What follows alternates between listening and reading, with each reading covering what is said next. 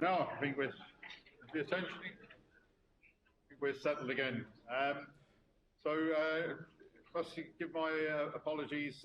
We've had a change of speaker to what was sent out in some of the earlier programmes. Unfortunately, John O'Regan, who's our stalwart speaker at the conference for the last 7 years, has been unavoidably called to the UK at an appointment he couldn't get out of. But being the good surveyor he is, John gave us the problem, but he also gave us the solution. So he proposed his colleague Tomas Kelly. Thomas is one of the principal authors of the AECOM annual review, so well on message and very capable replacement to fill John's very big shoes. Thomas is a chartered quantity surveyor. He's also director of AECOM within the cost service area.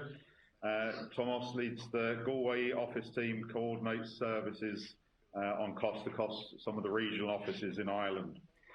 His experience ranges from delivery of public sector, health, education, commercial and industrial projects.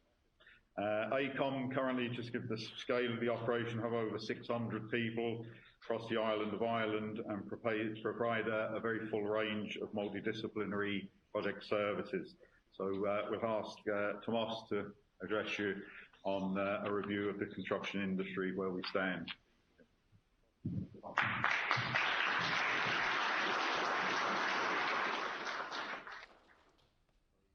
Good morning, everybody, and thanks very much, Martin, for the kind introduction, and to Dr. Barry for the welcome.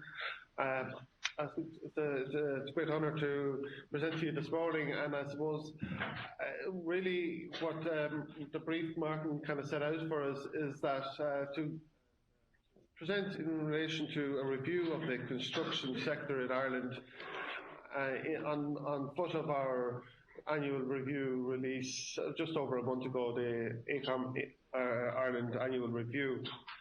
And I suppose it's a review that we have been publishing over 30 years, and I suppose we've seen a lot of changes in that time. But one of the key things to note really is the cycle in the construction industry. But I'm pleased to say we're very much on an upswing, and I think particularly important at this point in time, I suppose, just to acknowledge and GMIT as a key stakeholder in the region and in the sector plays a pivotal role in supporting the construction industry. So, as a quantity surveyor, I'm delighted to say that we, to echo Dr. Barry's comments in respect of the placement programme this year, which is a significant development, a very positive development. So I suppose the title of our review this year was Sustaining Growth, and in an era where we're seeing significant increases in our population, businesses expand both domestically and foreign direct investment, the role of the construction industry is critical in obviously sustaining itself and growth in the industry, but more particularly in sustaining growth in the wider economy. It plays a pivotal role in that process. So what I wanted to touch on today were some of the headline projections coming out of our industry review, and then we also conducted for the last number of years an industry survey amongst colleagues, professionals and consultants and contracting organisations in the industry. So just to kind of give you a flavour of the responses that we got back in relation to that.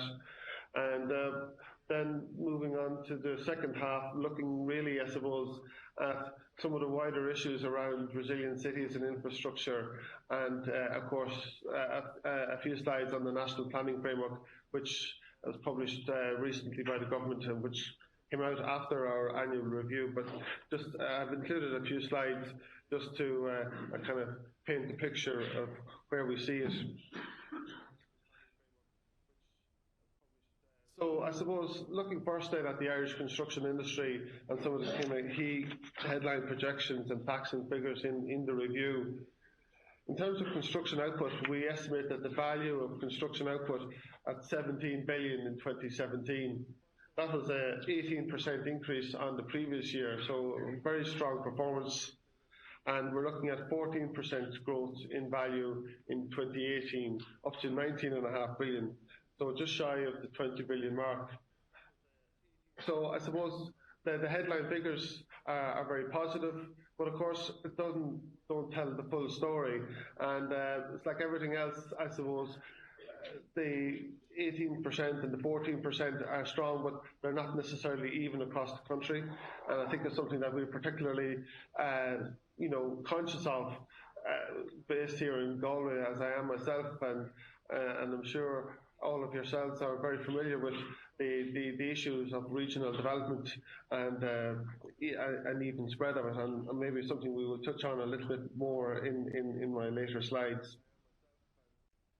In terms of the sectoral split of the output, the residential sector will be the predominant sector at just over 8.5 billion, followed then by the general building at 4 billion and civils at 4.5 billion. So I suppose not an unfamiliar picture in terms of the split by sector. And just to acknowledge that a lot of the figures here are based on CSO data, interpolated based on our assessment really of where the market is. So I suppose in terms of employment, which is obviously of keen interest to a lot of GMIT students and potential graduates in the year to come. Again, very positive environment in the last year. We saw a 7.5% increase, or 10,500 increase in the numbers in the construction sector up to the middle of 2017. So we're looking at around 147,000, and I'm sure in the last 6 months the numbers have increased further again. So quite a positive story, albeit a long way shy of I think somewhere in the region of 240,000 that were employed in the sector at its peak back in 2007, 2008. So very strong performance, and certainly there's plenty of opportunities for students in all aspects of the construction sector, both from on the apprenticeship, trade and professional levels. There's a wide range of opportunities.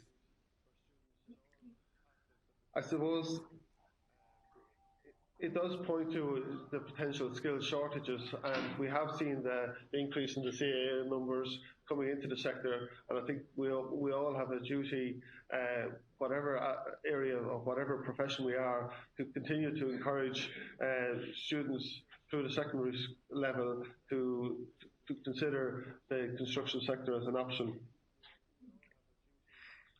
Another measure which we looked at in the review, as a useful barometer really, I suppose, of activity and potential activity, is looking at the percentage of planning permissions by sector and by floor area, square meterage.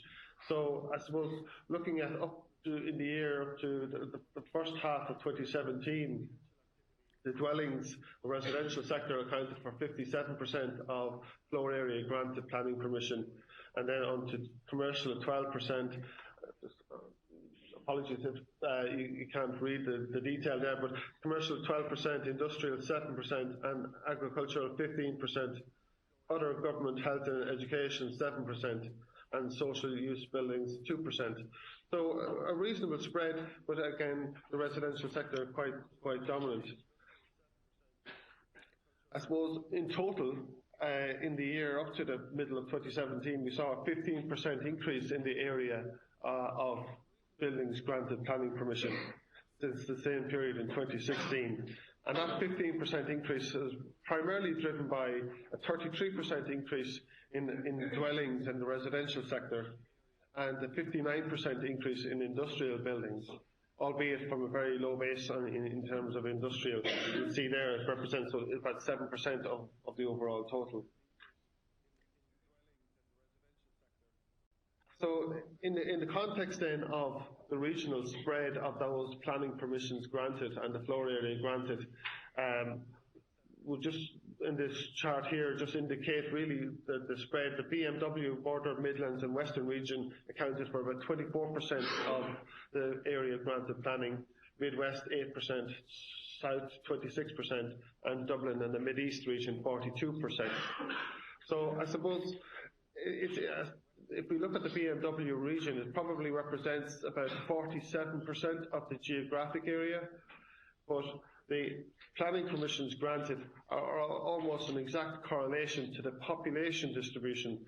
So whilst it's 47% of the flora of the geographic area, it's about 24% of the population as well, and the planning permissions granted almost exactly mirror that. So I suppose it's an interesting, interesting correlation. And I suppose in that context, in building the counterbalance to the Dublin and the Eastern region, it gives you an insight into some way to travel, really. I suppose I talked a little bit earlier about the value increases in 18% in 2017 and 14% in 2018 to come, and they are significant. But I think we have to distinguish between value and volume as well. So tender prices play a key part in that comparison. So last year we saw tender price inflation on average around 7% across the country. This year, 2018, we're projecting 7.5% in the kind of greater Dublin area and 5% in the regional parts of the country, giving an average of about 6.5%. So if we're looking at 14% value growth and 6.5 or 7% of that is tender inflation, that means then that the balance 7% is volume growth.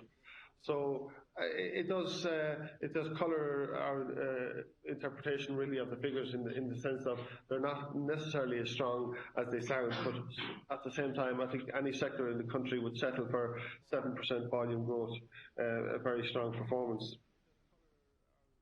I suppose just to dig a little bit deeper into the figures and looking at the public capital programme and the exchequer spend,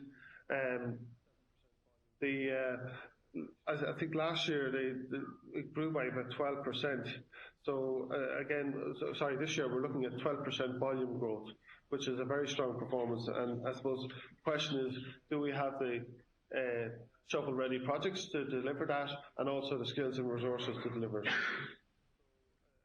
I suppose I won't dwell on the Northern Ireland sector, but it is as an all-Ireland business, AECOM pay significant effort. About 300 of the 600 staff that Martin mentioned at the outset work in the Northern Ireland sector. So it's performing very strongly as well, and we're looking at, I suppose, some of the figures there: 6.5% growth in employment and output up by 11% to about 2.8 billion. So a not insignificant target market for all sectors of the economy. I suppose just to move on really and to look at the survey then that we conducted as part of the industry review. This year we were kind of focusing on innovation, sustainability, regulation and technology, as well as some of the other questions that the old favourites in terms of challenges and projections in terms of growth. So I suppose a couple of questions that we asked: what are people in the industry consider the primary drivers of innovation over the next 5 to 10 years?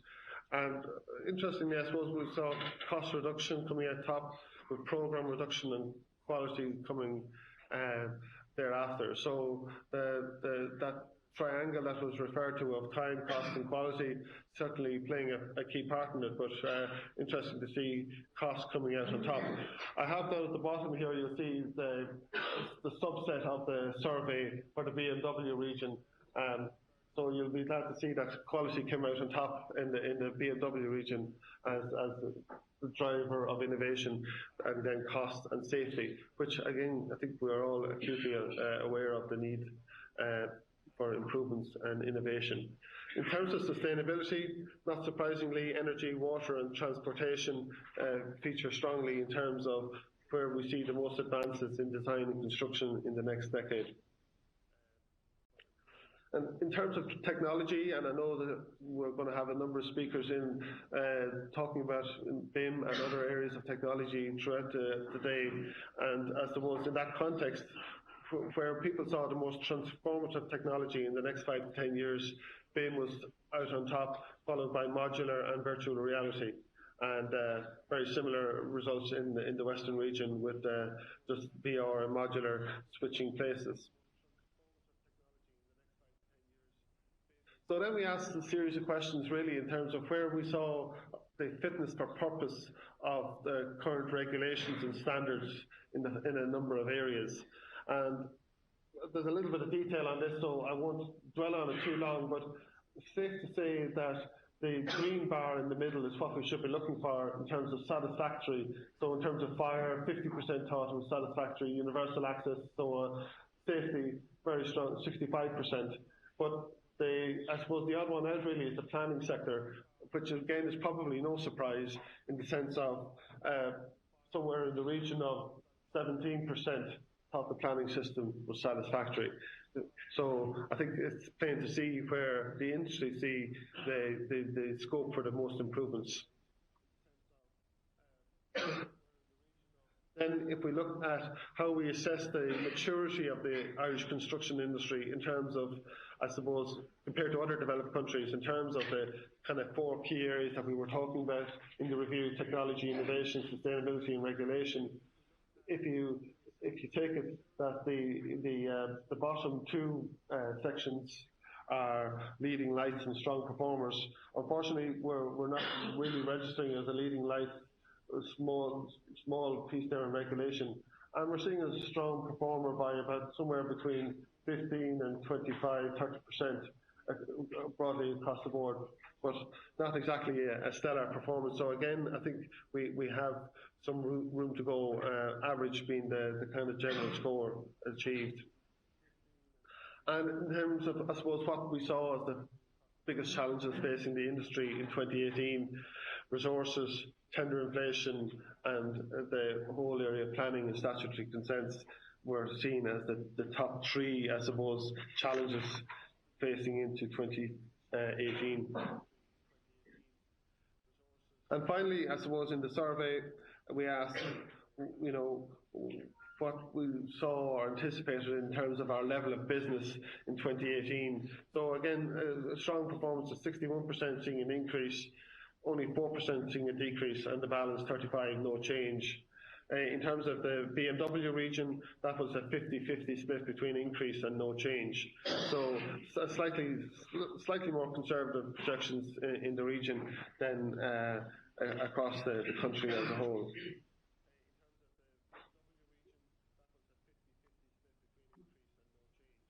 So just to move on then, I suppose, to a further area that we looked at in the annual review. AECOM as a multidisciplinary practice, as Martin outlined at the start. I suppose we're in the whole engineering, environmental, transportation, motor, all of those sectors. The importance of, I suppose, resilient cities and infrastructure is a part and parcel of what we do, and at the core of everything that we do. And so in this year's review, we had a number of thought leadership pieces in respect of the likes of sustainable development, water sensitive regeneration and urban regeneration, playing a key part really in the economic growth generally. And I suppose a couple of examples there in our review, but also globally, AECOM have undertaken a series of infrastructure thought leadership pieces. And I suppose a couple of things just to kind of focus our attention on the importance of cities and infrastructure in the way we approach the future. And half of humanity live in cities at the present. But by 2050, it's estimated that 70% of the global population will be living in cities. I suppose that kind of puts it in a kind of stark picture. But what does it mean? Well, it means that providing a growing urban population with energy, water, nutrition and security, as well as a long-lasting and reliable infrastructure and shelter, is the defining challenge of our time. And I think whilst it is a global issue, it is also very much a local issue, and it's something that we are all very familiar with.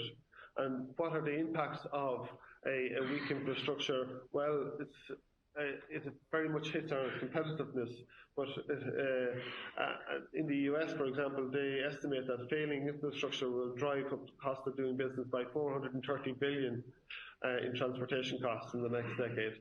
Just mind-boggling figures. But as I said, it's not just a global issue. We don't have to look to the US. We can just look to our, in our own local city here in Galway.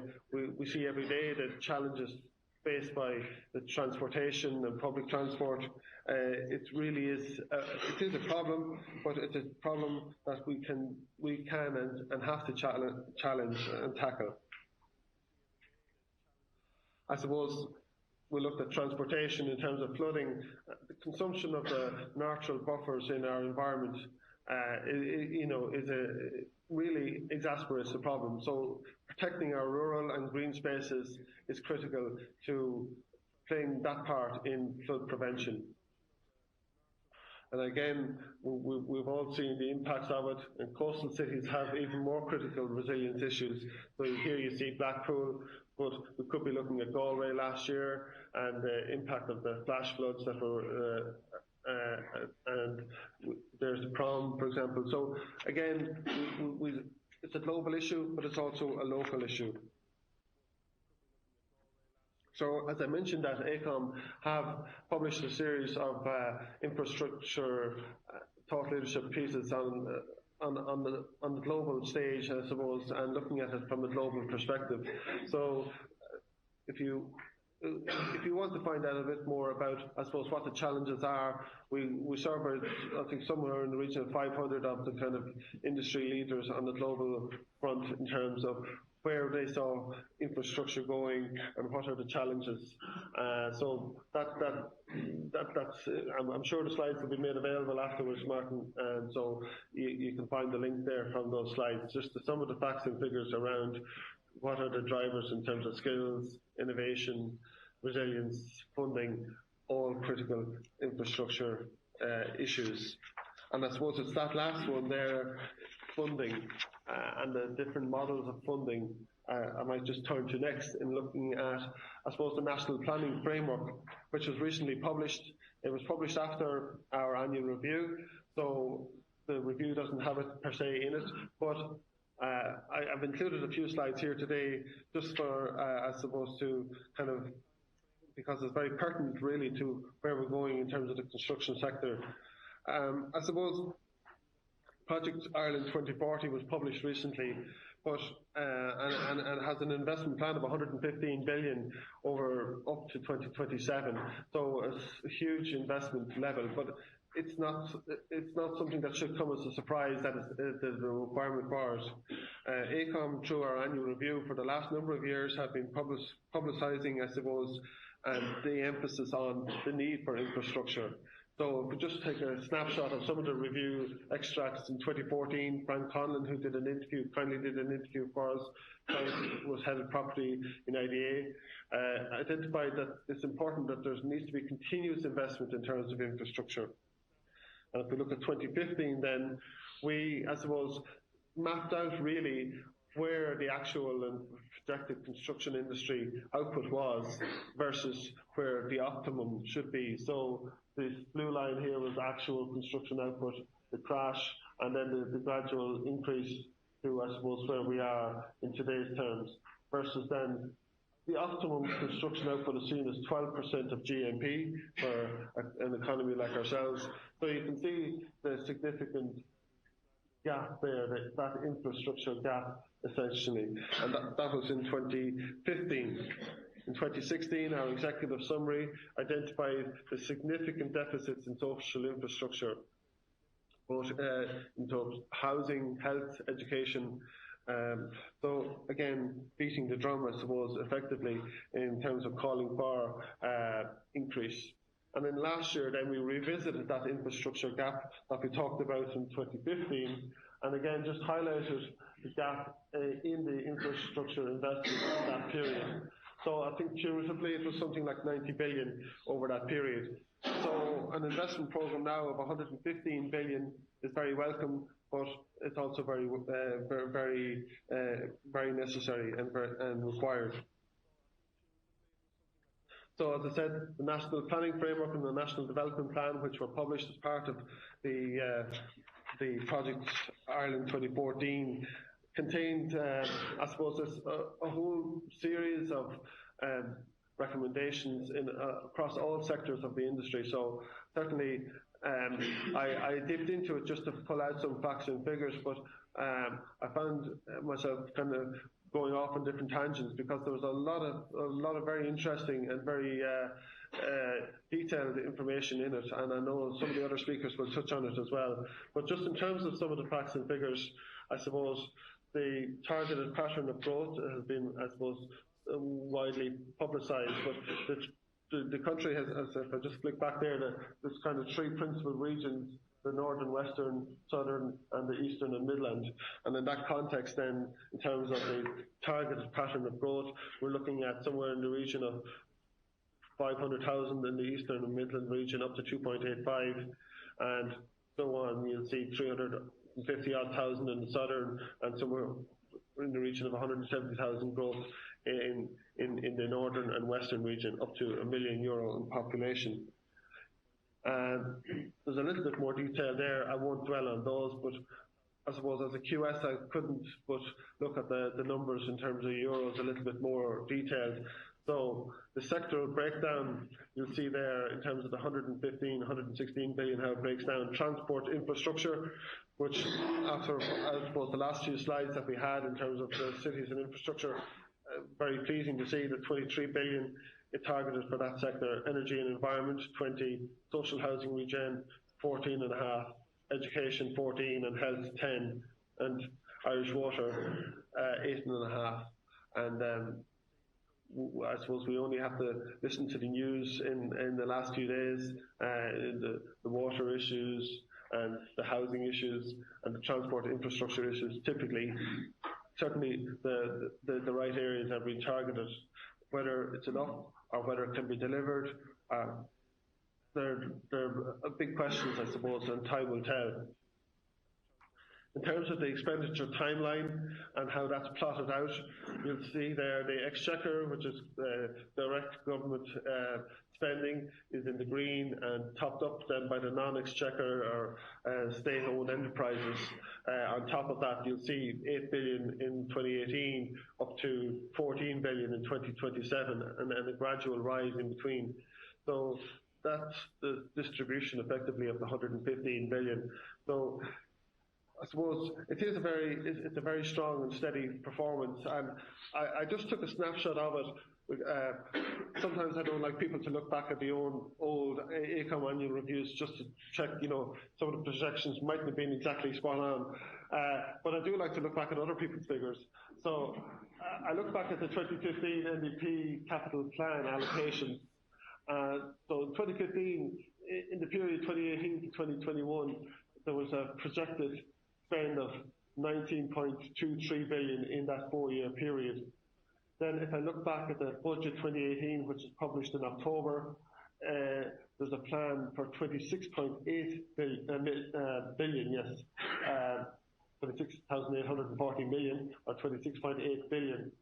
And if we look at the National Planning Framework, which was just published, that has increased to 29.6 billion.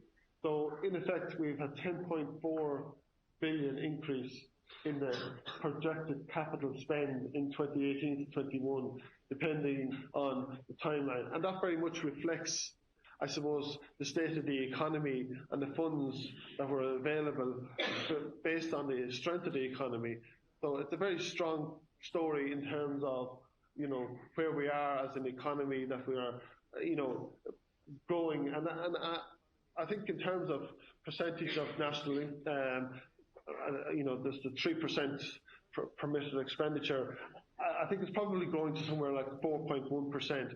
So it's not, you know, we're certainly not losing ahead in terms of expenditure profile, but it's a very welcome development, because back in 2015, when we were focusing in some of those charts and graphs on the infrastructure gap, you know, and at that time 19 billion was being anticipated to be spent. So certainly up at 29 billion now tells a much cheerier story. I suppose the Project Ireland 2040 also sets out objectives, and objective 2067 is that the 5 cities of Dublin, Cork, Limerick, Galway and Waterford have to set out metropolitan area strategic plans to align with the national planning framework. And I think that's obviously has to be a priority for Galway and all the other cities. But of course, work has been ongoing in different aspects of the infrastructure development, and the Government Transportation Strategy 2016-2036 is one example of that. And certainly there's big changes afoot, and somewhere in the region of €1 billion planned to be spent on the outer bypass and 20 other interventions as part of that plan. So I suppose we're all very familiar with the plans, and we just need to get on with it now. So we understand that the planning process is to be submitted sometime in 2018, and I'm sure Gus and other speakers may be able to enlighten us a little bit further. But I suppose aside from the infrastructure, in terms of development, then again there's a lot of development on the cards in Galway City. So whether it's in the harbour or in the CIE lands at Can Station, Air Square, Bonham Dock, there's a lot of developments at different stages of the development process, and there's a lot of opportunities. So combined with the transportation strategy and the private development and the greater development in the environs of Galway City, there's a lot of reasons to be positive, and it's bound to be transformative in terms of Galway City and its environs. So I suppose on that note, I'm going to conclude. I hope I haven't gone too far over time. There's a link there to the annual review if you wanted to download it. As I say, you'll get the slides. I also have a number of copies out in the lobby, so feel free to dip into that, and happy to take any questions at the questions and answer stage. Thank you.